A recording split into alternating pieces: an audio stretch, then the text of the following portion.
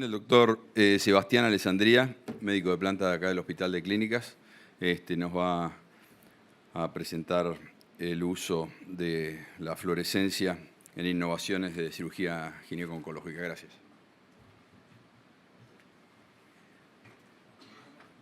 Perfecto. Bueno, buenos días. Muchas gracias por la invitación a los directores y organizadores. Felicitaciones por este fantástico curso, ¿sí? Y por incluirnos en él. Yo soy ginecólogo-oncólogo, y la realidad es que veo que muy poquitos ginecólogos acá. Entonces voy a tratar de explicarles, ¿sí?, en qué nosotros utilizamos la fluorescencia y de dónde venimos, dónde estamos y hacia dónde vamos a poder ir. Básicamente, ¿sí?, nosotros utilizamos la fluorescencia en lo que es la detección de los ganglios centinela. No así como hemos visto para marcar los límites de resección de un tumor, porque nuestras piezas radicales, ¿sí?, al día de hoy lo que, digamos, buscan es resecar el órgano en forma completa. Y salvo en casos muy seleccionados, ¿sí?, en pacientes muy jóvenes con deseos de una fertilidad futura y paridad, realizamos en caso de los cánceres de cuello, como fue el día de ayer, lo que son traquelectomías radicales o cirugías menos radicales que las traquelectomías, que son amputaciones cervicales, pero siempre acompañados por el ganglio centinela. Entonces, lo que nosotros no debemos perder, ¿sí?, que debemos tener siempre en el centro, qué beneficios le ofrecen al paciente.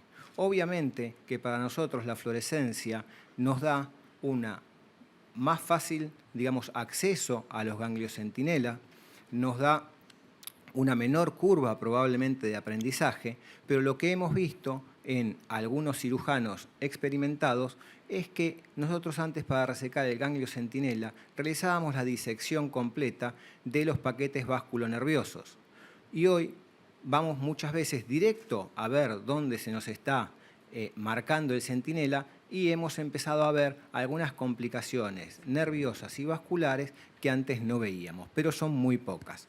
Entonces sabemos que el ganglio centinela va a reducir la morbilidad. ¿Por qué? Porque no vamos a someter a nuestra paciente a las linfadenectomías extensas y sistemáticas. También la detección del centinela nos va a permitir realizar el ultrastaging y vamos a detectar entre un 10 y un 15% de metástasis que en una hematoxilina eosina no iban a ser detectadas, por lo cual vamos a tomar decisiones más acertadas para el tratamiento posterior, o de quimiorradiación concurrente, porque para nosotros un ganglio positivo nos inhabilita una cirugía radical, o de realizar una adyuvancia posoperatoria. Y esto es indudable que tiene un impacto en la calidad de vida de nuestras pacientes. ¿Por qué? Porque disminuye el linfedema, disminuye la denervación del recto de la vejiga, nos disminuye las probabilidades de complicaciones nerviosas y de eventos trombóticos. Eran clásicas nuestras pacientes con los linfedemas en los brazos y con los linfedemas en los miembros inferiores. Entonces, yo voy a tratar de, uno a uno, los cánceres ginecológicos, ir justificando si tiene o no indicación. Y no vamos a entrar en la mama porque ya vieron una magnífica cirugía del día de ayer y las disertaciones, pero vamos a entrar en el cáncer de vulva. El cáncer de vulva, luego del de mama, fue el que más rápidamente tuvo aplicación la técnica del ganglio centinela, que se hacía con tecnecio. La realidad es que, les quiero decir algo, el ganglio centinela no es estándar para las cirugías ginecológicas. La FIGO, que es la Federación Internacional de Ginecología y Obstetricia, por la cual nosotros nos regimos, se reúne cada 4 años y es muy lenta, ¿sí?, en tomar decisiones en estándar de tratamiento, por más que las cirugías o los tratamientos ya sean probadas por otras sociedades. Tenemos otras sociedades como ESGO, la NCCN, que vamos a ver que el ganglio centinela ya lo toman como válido.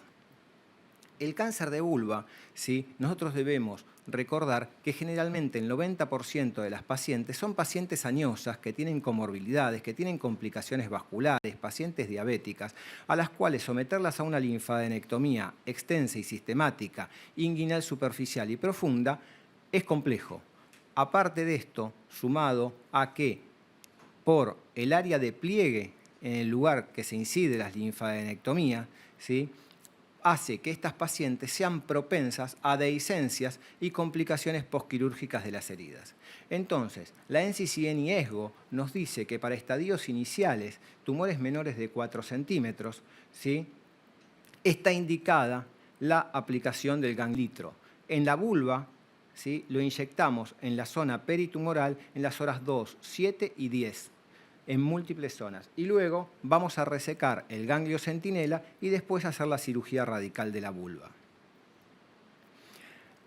A nivel, ¿sí?, de lo que más me voy a extender, que es en cáncer de cuello y endometrio, nosotros sabemos que los tumores iniciales del cuello uterino, acá yo les puse estadio 1B, que esto es antes del 2018, porque la clasificación cambió en ese año, eran tumores de 4 centímetros. Y estos tumores, ¿sí?, tenían solamente una probabilidad de compromiso ganglionar del 15%, si no hablamos a nivel pelviano y a nivel lumboórtico. ¿Esto qué significa? Que en el 85% de nuestras cirugías radicales vamos a estar ofreciéndole a nuestras pacientes solamente probabilidad de complicaciones. ¿De acuerdo? Entonces, en base a esto, se habla de que el ganglio centinela debería ser un estándar de tratamiento en la ginecología oncológica.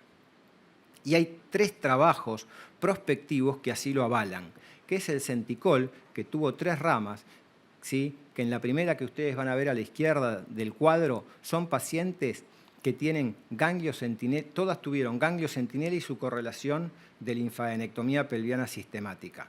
Y vemos que cuando el ganglio centinela fue negativo, la linfadenectomía fue negativa. El segundo grupo que se analizó fue cuando el ganglio centinela fue negativo, ¿sí?, y la linfadenectomía pelviana tuvo ganglio positivo. De 113 casos, ¿sí?, vamos a ver que solamente 2 es prácticamente despreciable, ¿sí?, el error diagnóstico del centinela. Y en este caso todavía no se hacía inmunohistoquímica. Y después, cuando el centinela no fue detectado, prácticamente en 1/3 de los casos en los que el centinela no fue detectado, el ganglio fue positivo. Entonces acá estaríamos frente a un error, pero que también es muy baja la incidencia. Por lo cual este estudio lo que dice es que si el ganglio centinela negativo, ¿sí?, es detectado en forma bilateral, podría ser un estándar de tratamiento, pero que necesitaban más estudios prospectivos.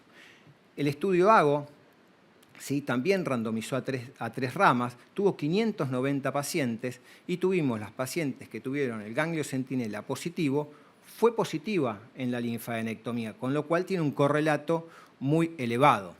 Cuando el ganglio centinela fue positivo, ¿sí?, los falsos negativos fueron estadísticamente muy bajos. Y cuando el ganglio centinela fue positivo, tuvo una correlación, ¿sí?, altamente, real con la linfadenectomía. ¿Por qué? Porque no se encontraron otros ganglios positivos en el resto de la linfadenectomía. Y para finalizar, de por qué debería ser estándar, ¿sí?, tenemos el Centicol 2, que este ya no tuvo linfadenectomía sistemática en el grupo control. Entonces fue un grupo que tenía solo ganglio centinela y otro que tenía linfadenectomía sistemática más ganglio centinela. Y si vemos en el cuadro de recaída, las curvas se cruzan a los 80 meses. O sea, es un montón de tiempo, es un seguimiento muy prolongado, por lo cual nos demuestra que aquella paciente que tuvo linfadenectomía sistemática no recurre antes o menos que la paciente a la cual se le hizo ganglio centinela si esta fue negativa. Y esto tiene un impacto increíble en los cuestionarios de calidad de vida de las pacientes. Entonces, ¿cuál es la mejor forma que nosotros tenemos de encontrar este ganglio que se nos escapa? La realidad es que apenas se empezó a hacer el centinela y con la indocianina nos pasó, ¿sí?, era dónde se inyecta. ¿Por qué? Porque a veces, si es en el cuello, el tumor es accesible, pero si es en el endometrio, es poco accesible. Entonces se empezaron a hacer varios postulados, se inyectaba en el cuello, si se podía inyectar por histeroscopía en el pedículo, ¿sí?, del tumor, si se inyectaba en el ápice del tumor, si lo inyectábamos en el fondo uterino. ¿Por qué? Porque el útero tiene un drenaje linfático bastante complejo. ¿Pero qué se vio? Que la mejor forma de inyección la más fácil, era a nivel cervical. ¿Y dónde? Primero en los 4 cuadrantes. ¿Y qué se demostró? Que inyectando, ¿sí?, a nivel cervical, ven cómo se tiñe rápidamente, ¿sí?, el cuerpo uterino, por lo cual cualquier tumor del cuerpo uterino, ¿sí?, va a tomar el colorante y lo va, digamos, a ramificar por los ganglios linfáticos. Por lo cual, la inyección, hoy no cabe duda que en la ginecología oncológica debe ser en el cuello uterino. Entonces nosotros debemos pasar de esto, ¿sí?, que es lo que nosotros lamentablemente hoy seguimos haciendo. ¿Por qué? Porque el azul nos tiñe todo, ¿sí? Y encontramos el centinela. Nosotros hemos publicado casos de más de series de 120 pacientes en la cual tenemos una, digamos, tasa de detección bilateral superior al 85% con azul. Pero ¿qué pasa? Después la cirugía es bastante difícil. ¿Por qué? Porque las estructuras se empiezan a teñir, no se encuentra el plano de clivaje con la vejiga, es muy difícil, digamos, disecar y destunelizar los uréteres, que es lo que nosotros necesitamos para realizar las cirugías radicales. Y necesitamos pasar a esto, ¿sí? Para esto necesitamos formación, ¿sí?, y plata, aparte de que el estudio sí esté validado. Entonces vamos a ir a lo científico, que es que el estudio esté validado. Y este es el estudio viejo de Abu Rustum, del Memorial Sloan Kettering, donde él dice que el ganglio centinela debe ser un estándar y nos muestra dónde están ubicados, que el 90% de los ganglios centinela se encuentran ubicados a nivel pelviano de la bifurcación de las ilíacas para abajo, y él lo que dice es, que esto es importante para nosotros, que a nivel de detección del ganglio centinela, nosotros podemos hacer inmunohistoquímica y ultrastaging, y que vamos a detectar 15 a 20% de micrometástasis y células tumorales aisladas. Que en ginecología oncológica hablar de micrometástasis en factores pronósticos de sobrevida global y riesgo de recaída es lo mismo que hablar de una macrometástasis. Entonces, esto es lo que tiene importante este trabajo. Entonces hay que igualar con la fluorescencia este trabajo. Y Alessandro Buda, ¿sí?, en uno de los primeros trabajos que compara, ¿sí?, contra la técnica estándar, lo que demuestra primero, ¿sí?, son 163 pacientes, encontró 31 metástasis, de las cuales el 10% eran micrometástasis y 4 ATC que para nosotros no tienen implicancia oncológica. Él lo primero que demuestra es, sí, muchachos, con la indocianina encontramos los ganglios en el mismo lugar que los encontrábamos con el tecnecio. Entonces, la técnica es confiable. Y después compara azul patente y tecnecio y verde e indocianina. Y él lo que encuentra es que si bien los valores predictivos positivos y negativos son similares para los tres grupos, la tasa de detección bilateral es muy superior con el verde e indocianina. Por lo cual, ¿sí?, el verde e indocianina podría ya estar siendo, ¿sí?, un estándar en el tratamiento si nosotros vamos a hacer ganglio centinela. Pero entonces, bárbaro, el verde es mejor, el verde es superior, el verde es más fácil, ¿sí? Ahora, la fluorescencia, ¿es necesario combinarla con algún otro elemento de marcación? Y tenemos este trabajo con una muy buena casuística de arriba de 220 pacientes, en donde se muestra que solo indocianina o indocianina marcada, ¿sí?, no nos muestra, ¿sí?, mejores resultados, mejores tasas de detección.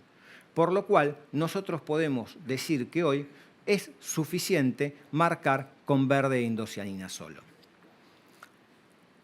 La realidad es que esto es comparable, ¿sí?, para cáncer de endometrio y cáncer de cuello uterino. ¿Y qué nos da también? Nos da la posibilidad, este es un video de la cirugía que se hizo ayer con el doctor Gorosito, ¿sí?, de que encontramos un ganglio centinela totalmente en una situación anómala, que este ganglio, ¿sí?, marcado con azul o con tecnecio, nos hubiera pasado desapercibido. ¿Por qué?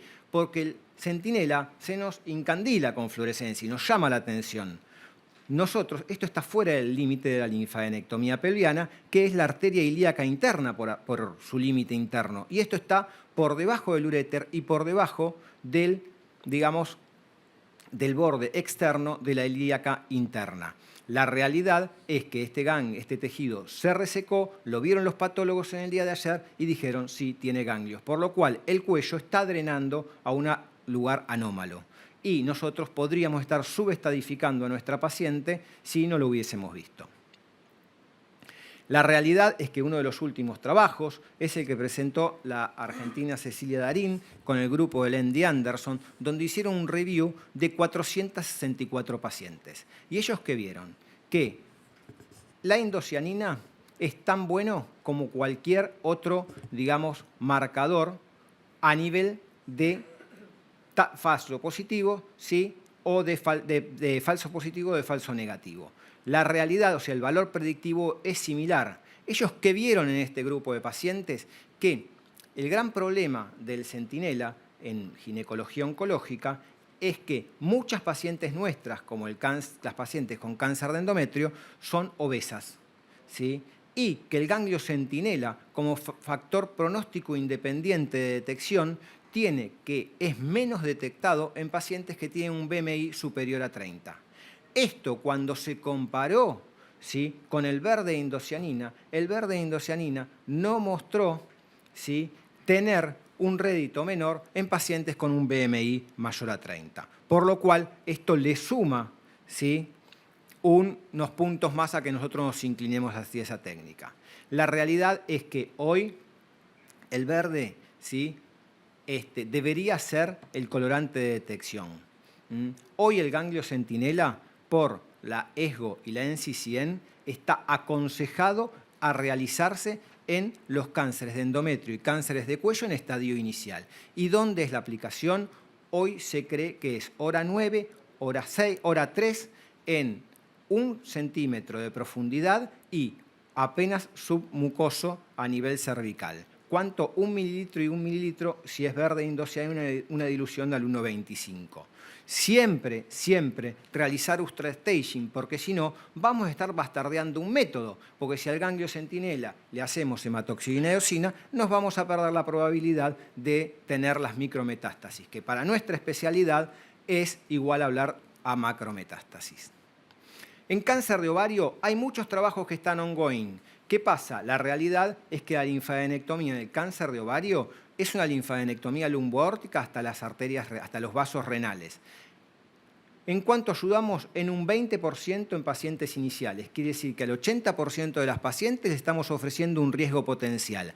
A la derecha de la pantalla tenemos que está bien en estadios iniciales, pero para que ustedes sepan, que no son ginecólogos, el 75% de los cánceres de ovario se diagnostican con compromiso del hemiabdomen superior, lo que habla que son estadios 3C, que no son este grupo de pacientes que tendrían, digamos, indicación de ganglio centinela. La realidad también es que es un órgano de difícil acceso porque es el único órgano ginecológico intraabdominal. Y no queda claro si hay que inyectarlo en el ovario. Hoy la discusión de los trials dice que habría que inyectarlo en la arteria ovárica. Pero la realidad es que el ganglio centinela en cáncer de ovario hoy no tiene ninguna utilidad. Hay alguna otra, digamos, aplicación de la fluorescencia en los tumores o en las patologías ginecológicas, que es en la endometriosis. La endometriosis muchas veces es mucho más difícil de tratar que una patología oncológica. ¿Por qué? Porque es una patología muchísimo más frecuente, afecta hasta casi el 20% de las pacientes en edad fértil. Cuando la paciente tiene una endometriosis profunda, ¿sí?, la endometriosis rectosigmoidea llega a alcanzar el 12 al 15%. Y de estas pacientes, de este grupo selecto, el 35% va a requerir resección intestinal. Y de este grupo, ¿sí?, y uno mire las series que están publicadas, quien las publique, el 10% va a tener complicaciones posoperatorias severas. ¿Qué nos puede ayudar la indocianina? Y este es un trabajo de el Clemón Ferrán, que tomó 23 pacientes, en que nosotros podemos inyectar peritumoral o perinódulo, ¿sí?, de endometriosis profunda, y nos va a tener cuál va a ser el límite de resección. ¿Para qué? Para ver si esta paciente merece realizarse un shaving del tabique, ¿sí?, o si es necesario realizar una resección intestinal. Como vemos, ¿sí?, los grupos que requirieron shaving, los grupos que requirieron resecciones, y vemos, ¿sí?, cuál fue el compromiso en la pieza de anatomía patológica del nódulo de endometriosis.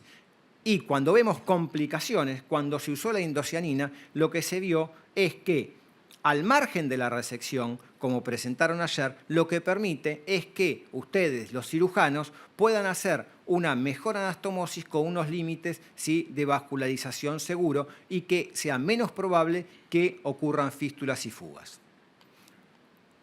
Entonces, las ventajas es que mejora la detección, ¿sí?, nos disminuye el riesgo, ¿sí?, de radioactividad cuando la sometemos a radioisótopos, porque hay muchas pacientes que aparte de un cáncer de endometrio, un cáncer de cuello, tienen un cáncer de mama, ¿sí? Y nos disminuye, que no es poco, la probabilidad de una reacción alérgica que ronda al 2% del azul, ¿sí?, versus el 0.5% prácticamente despreciable con la indocianina.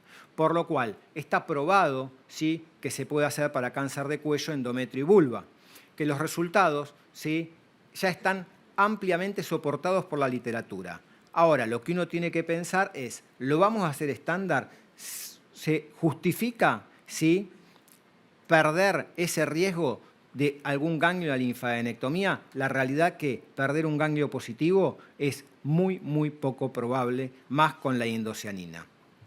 Y la realidad es que necesitamos probablemente estudios de mayor duración, prospectivos y randomizados, y ¿sí?, lo que hay que obviamente poner en la balanza es costo, beneficio y costo económico sobre todo, ¿sí?, pero el beneficio para el paciente no quedan dudas que es muy bueno. Bueno, muchas gracias.